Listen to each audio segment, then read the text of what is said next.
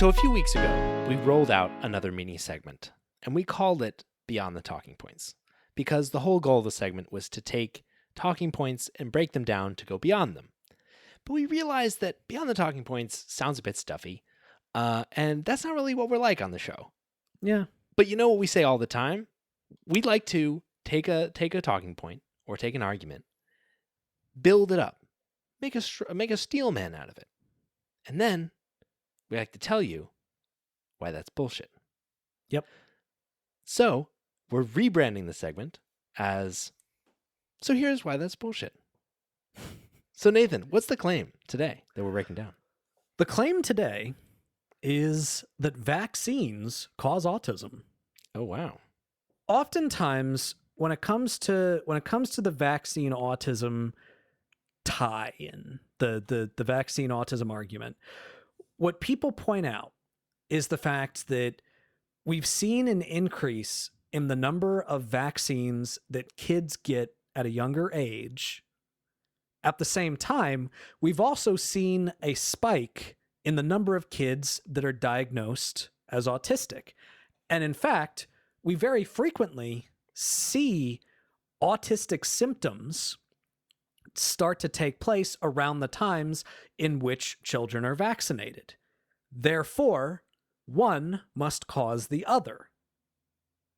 So here's why that's bullshit. So first off, the reason why there have been more vaccines is because we've developed more vaccines, which of course we have. When it comes to any type of medical advancement, we're going to slowly get better and better.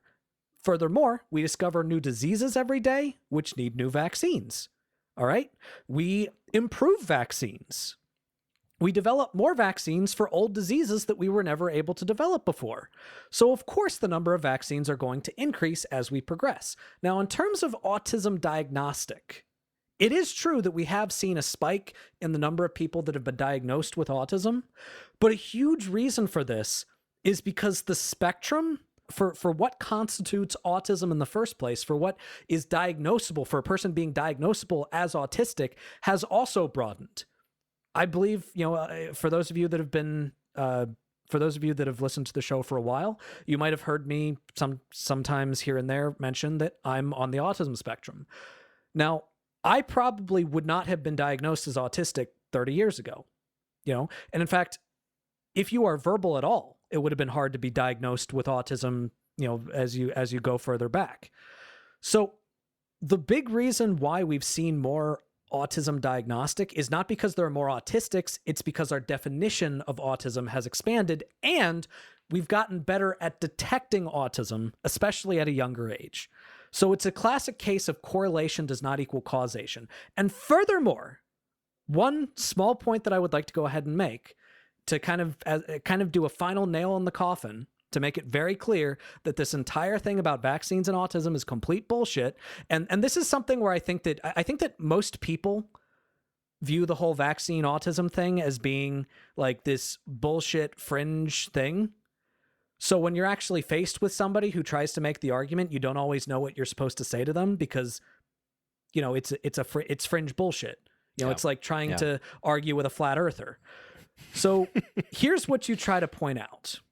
All right. What you would point out is the fact that the guy that initially alleged that vaccines cause autism, Andrew Wakefield, he didn't even say that you shouldn't vaccinate your kids. What his argument was that there might be a connection between the MMR vaccine, the mumps, measles, and rubella multi-dose vaccine, and autism. What he recommended instead was that parents use single-dose vaccines, meaning a single dose for mumps, for measles, and for rubella. And guess who owns the patent on the single-dose vaccines for mumps, measles, and rubella? Andrew fucking Wakefield.